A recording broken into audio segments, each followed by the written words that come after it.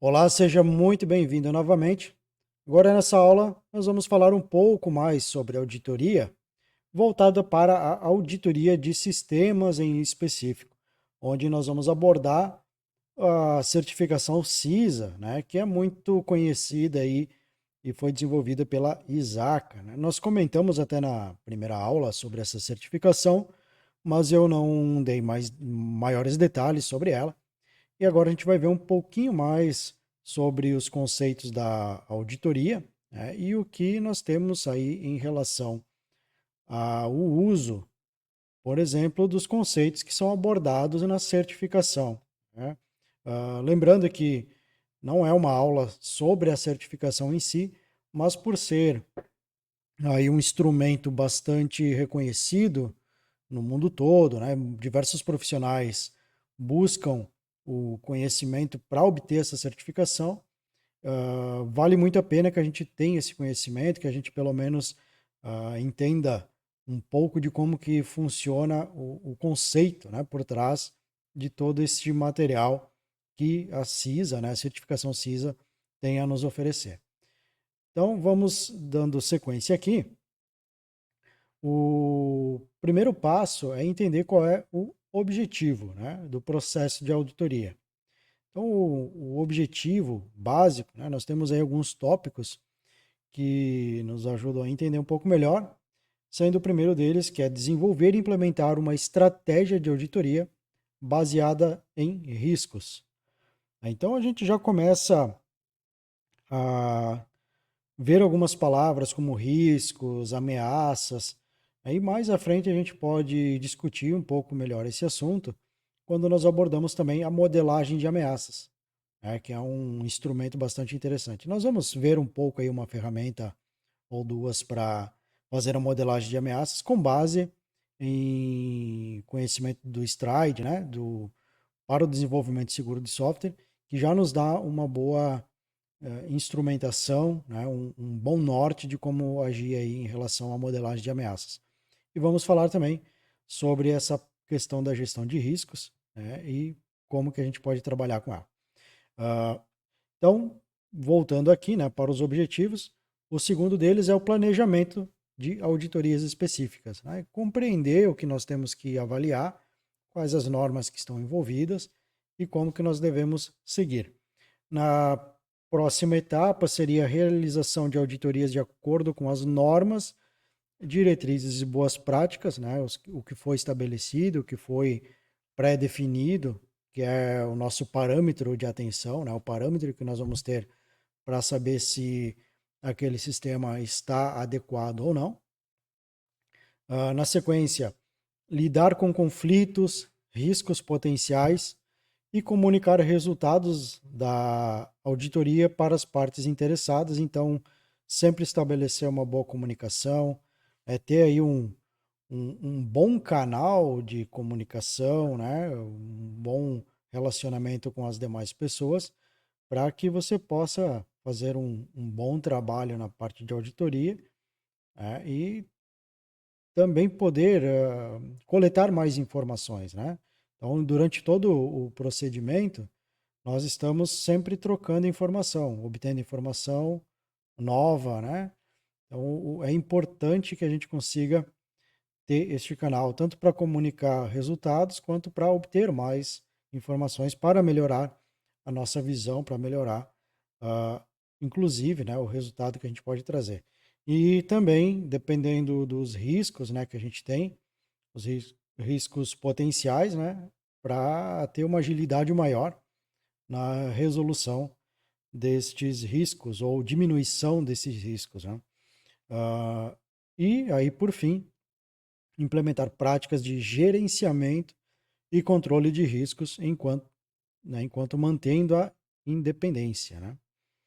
Então, a ideia é aquilo que foi falado ainda na primeira aula, né? Ter aí uma equipe que possa ser autogerenciável e que também consiga trabalhar de forma independente sem se sentir, de certa forma, pressionada, né, por agentes externos ou por diretores, né, superiores e afins. Então, processo de auditoria, né? O que vem a ser, aí de acordo com o que a ISACA nos situa. O processo de auditoria é baseado em uma série de procedimentos. O trabalho do auditor de segurança da informação, né, neste caso, é fornecer garantia razoável de que os objetivos de auditoria são alcançados usando normas de auditoria profissional. Então, o auditor precisa conhecer as normas, né? Ele precisa estudar bastante. É alguém que precisa ter um conhecimento que não fique tão enjaulado, como eu costumo dizer, né? Que não vai ser aquele conhecimento que não consegue expandir. Então, é um indivíduo que tem a necessidade de estudar outros temas, né? Estudar outras abordagens, outras ISOs, né? Ou normas como PCI, ISO 27001, COBIT, estudar outras ferramentas também para poder fazer um trabalho mais completo. Né? Então, ele precisa ter uma visão bastante ampliada, né? Ele precisa ter uma visão sistêmica, né? Conhecer, entender o todo. Ele não necessariamente, o auditor, precisa ser especialista em absolutamente tudo, mas a visão que se tem aqui é muito próxima do que de um gestor de projetos, por exemplo, né? Que ele pode, inclusive, requisitar uma mão de obra, a colaboração de outros indivíduos para que tenham esse conhecimento em áreas mais específicas para poder realizar o trabalho como um todo. Durante uma auditoria, é importante lembrar que todas as decisões e opiniões precisarão ser apoiadas por evidências e documentação.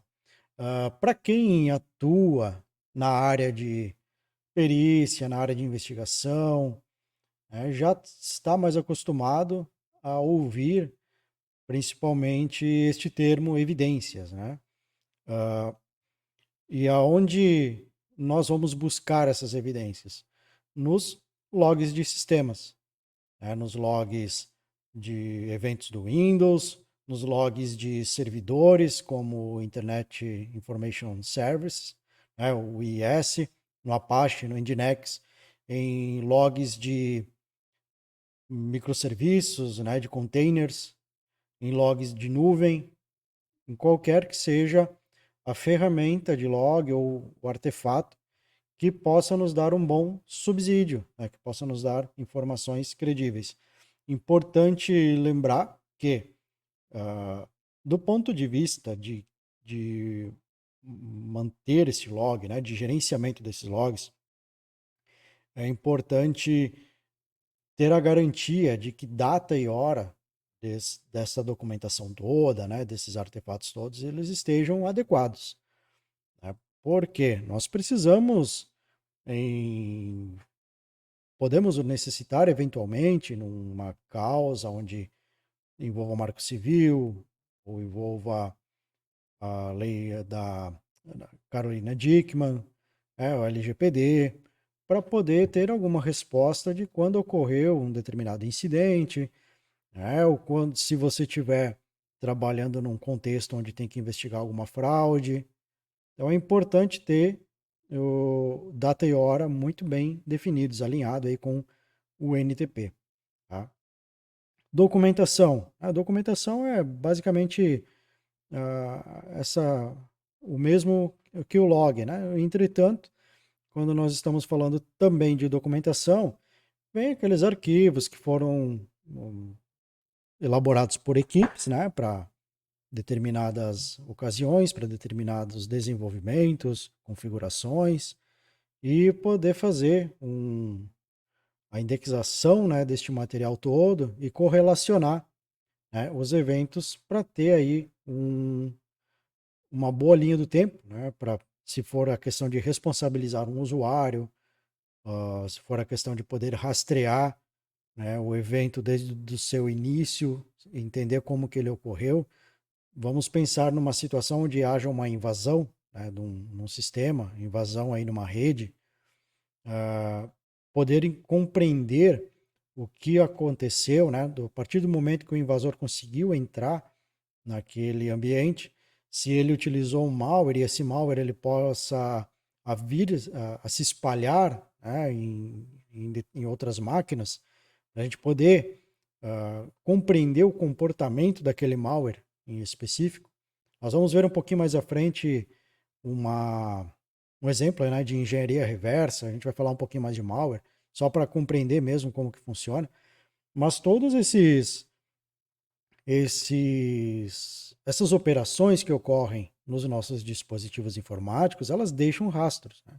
Aí tem o princípio da troca, que a gente fala muito na perícia, né?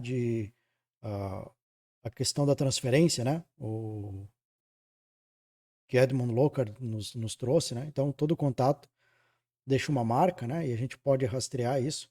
E dentro do ambiente digital, é bastante válida essa informação.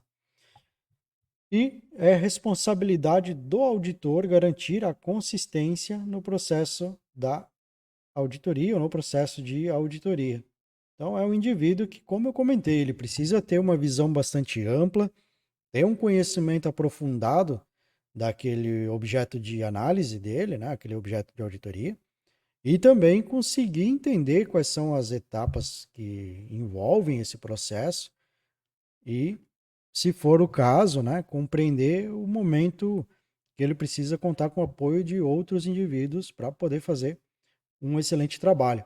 Então, como responsabilidade do auditor garantir essa consistência no processo de auditoria, ele também precisa ter a confiança nos profissionais que ele possa ter chamado, né, para auxiliar. Então, não pode ser aí qualquer indivíduo que vai estar envolvido na auditoria também, né, mesmo que ele não venha a ser aí o auditor líder, né? Um plano de controle de qualidade de auditoria deve ser adotado para apoiar esses objetivos básicos. Aí vai depender de como que você prefere trabalhar, se você quer criar um mapa mental, se você quer uh, trabalhar aí com algum outro tipo de documentação, desde que você consiga controlar, ou se você vai utilizar um sistema para gerenciamento, né, dessas etapas. Do processo de auditoria, então nós temos 10 etapas para realizar uma auditoria, conforme estabelecido pela ISAC na certificação CISA. Então, o auditor precisará estar ciente de seus deveres em cada uma dessas etapas. Primeiro ponto, né? Aprovar o estatuto de auditoria ou a carta de contratação. É aquele momento crucial. Vai entender o que está acontecendo, o porquê precisa fazer auditoria, o que ele vai ter que auditar, né, em quanto tempo, até onde ele pode ir, né, se ele vai estar mais restrito ou não. Normalmente a gente pede que o entendimento, né, seja estabelecido de forma que o auditor ele esteja bastante livre, né, porque ele vai acabar, eventualmente, com as ferramentas de análise, tendo acesso a informações possivelmente confidenciais, né, em algum momento. Então, o ideal é que ele não se sinta de forma alguma muito limitado em relação às informações que ele vai ter acesso. Na sequência, o pré-planejamento da auditoria. Então, já criar uma estrutura básica, uma estrutura analítica, né, para poder já iniciar os trabalhos, né? Fazer uma avaliação de risco, né, importantíssimo. Determinar se uma auditoria é possível. Então, para entender se vai ser viável, inclusive, se realizar essa auditoria naquele determinado ambiente, e já partir então para executar a auditoria real. Aí, na sequência, reunindo evidências, né, obtendo informações das fontes que forem necessárias, seja um servidor web, né, como eu comentei, um Apache, um Nginx, ou seja, de ferramentas de monitoramento, de indexação, como OSINT, OpenVAS, ferramentas de SIEM, né? Assim como o OSINT, ou temos também outra ferramenta interessante de inteligência, né? Que é o OpenCTI, né? Que a gente até pode comentar um pouquinho mais à frente, você já pode pesquisar, né? Para entender o que é essa ferramenta. mas tudo vai depender do que a organização, né, do que aquele ambiente ele dispõe de coleta e correlação de logs, né, para que a gente possa trabalhar de fato.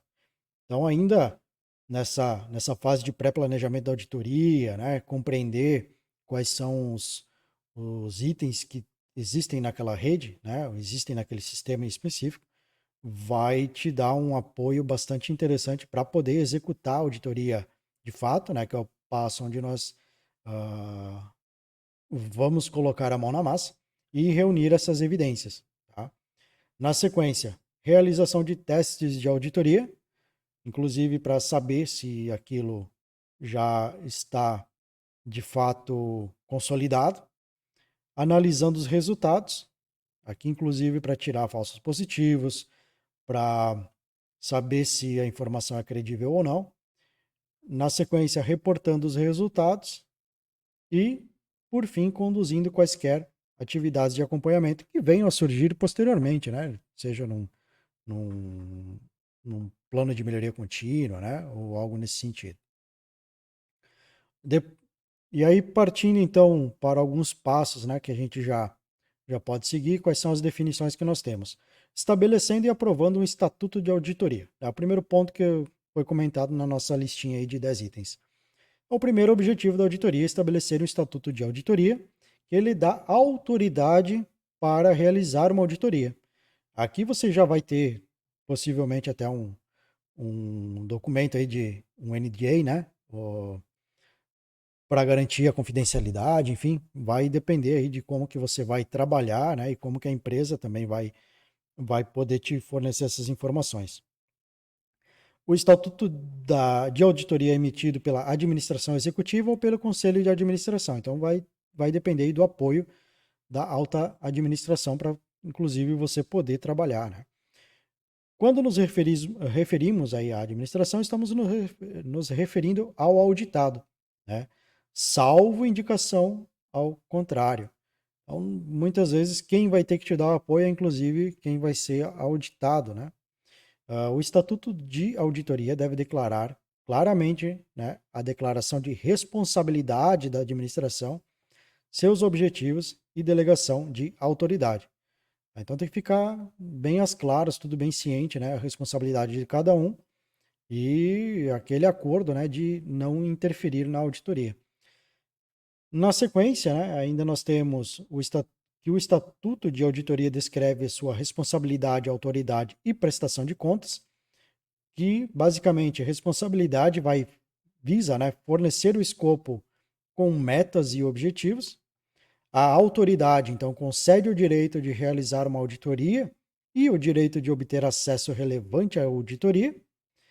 E prestação de contas, que muitas vezes a gente ouve falar, né, o accountability, né, define ações mutuamente acordadas entre o comitê de auditoria e o auditor, completas com requisitos de relatórios.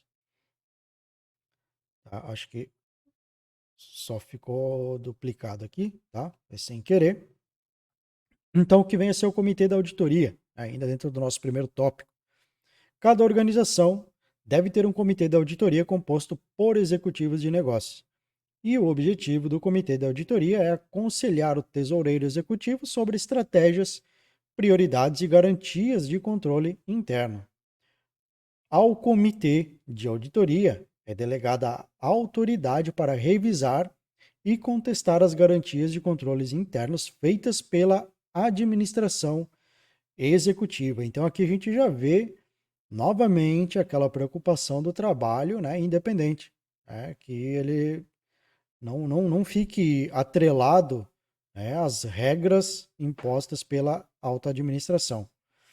Espera-se que o comitê de auditoria mantenha uma relação de trabalho positiva com a administração, auditores internos e auditores independentes. O comitê gerencia as atividades de auditoria planejadas e os resultados das auditorias internas e externas.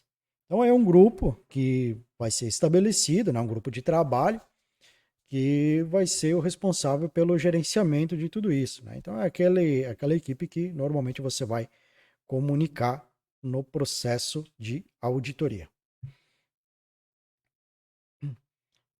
Então, ainda o comitê está autorizado a contratar especialistas externos para avaliação independente, no caso aí de querer evitar uma contestação, né, de lisura, de procedimento, né, contratar alguém aí que seja imparcial, né, para poder dar validade àquelas informações obtidas. E tanto os auditores internos quanto os auditores externos terão procedimentos de escalonamento projetados para comunicar as fraquezas significativas que foram identificadas. O auditor procurará corrigir as deficiências para dar uma garantia positiva de que o risco é controlado e gerenciado adequadamente.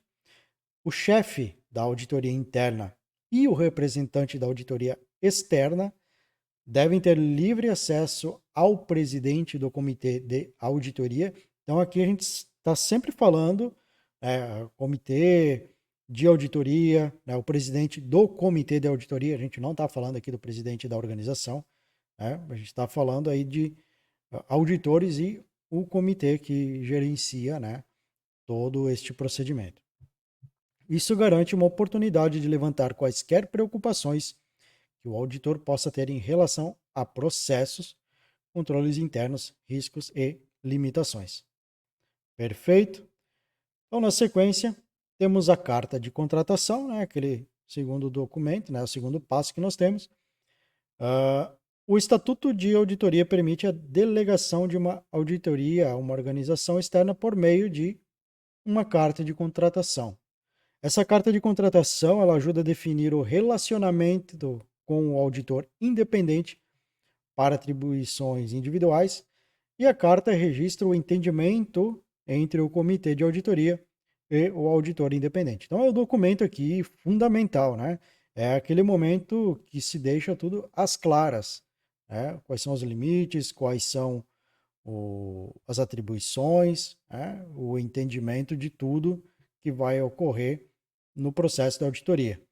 A principal diferença entre uma carta de contratação, né, e o estatuto de auditoria é que uma carta de contratação trata da independência do auditor. As cartas de contratação devem incluir o seguinte: então, o que é esperado aqui, até de acordo, né, com a certificação CISA, todos os pontos descritos no estatuto da auditoria, né, então, tudo que fica, todos os envolvidos, tudo que fica, foi elaborado pelo estatuto, tem que estar aqui bem alinhado. É uma espécie de contrato, né? É uma carta de contratação, é aquilo que vai dar aí o norte, né, para você seguir. Independência do auditor, né, a responsabilidade, então é atrelado aqui qual é a responsabilidade dele, né, até onde ele pode ir, né, e quais sanções, né, que por uma eventual má-fé, né, ele pode acabar respondendo. Evidência de um acordo com os termos e condições, né, que é aí a parte da autoridade, e datas de conclusão acordadas, né, que temos aí o accountability. Perfeito? Então, na sequência, aí, o pré-planejamento da auditoria. Então, o segundo objetivo da auditoria é planejar o projeto da auditoria específico necessário para atender os objetivos da auditoria.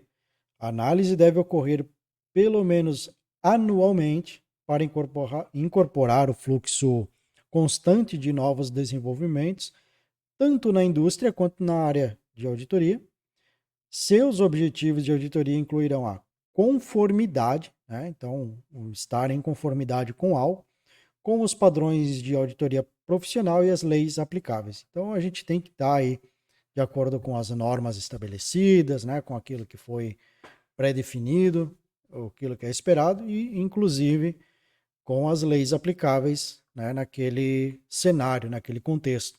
Leis trabalhistas, LGPD, Marco Civil da Internet, Lei Carolina Dickmann, né, perdão. Enfim, tudo que for necessário. Quem trabalha com instituições financeiras vai ter o Bacen para dar um apoio, né, para alguma coisa além aí para seguir. Vai ter o PCI, né, para quem trabalha com cartões de crédito, inclusive.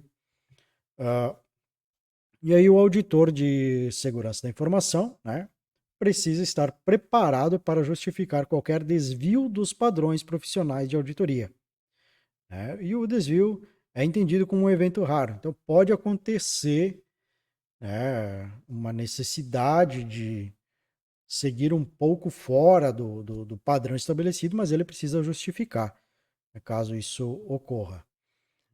O auditor precisará considerar o impacto da auditoria na operação comercial, né? Então, a ideia, quando a gente faz uma auditoria, não é parar tudo para poder auditar, né? Não é proibir o trabalho das pessoas, interromper o trabalho das pessoas. A ideia é que a empresa continue trabalhando, gerando seu lucro, né?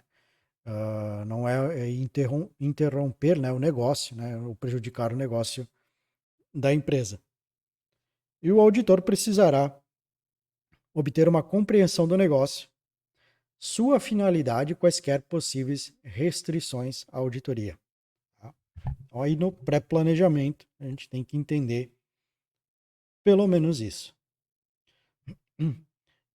A próxima parte, então, identificando as restrições no escopo, né? Então, todo auditor precisará fornecer detalhes sempre que restrições significativas forem colocadas no escopo de uma auditoria. Você precisará revisar seus objetivos de auditoria e estratégia de risco para determinar se uma auditoria ainda é possível e se atenderá aos objetivos declarados. O relatório da auditoria deve explicar restrições específicas e seu impacto na auditoria. Se as restrições impedirem a capacidade de coletar evidências suficientes, você não deve emitir opinião ou atestado, né, na auditoria. Então, aqui a questão é procurar trabalhar com as evidências que você conseguir, né, nunca inventando informação, né, leva aquilo que está de fato em suas mãos. Exemplos de restrições incluem o seguinte, né? A administração impõe restrições indevidas ao uso de evidências ou procedimentos de auditoria que podem prejudicar seriamente o objetivo da auditoria. Então, você não ter acesso, né, a algo. Vamos pegar aqui até um exemplo, né, do ambiente digital. Tem uma criptografia, né, e aí você não tem a senha, você não tem acesso àquela informação. Está em um local onde você não vai conseguir chegar, né, numa nuvem aí que você não tem o devido acesso.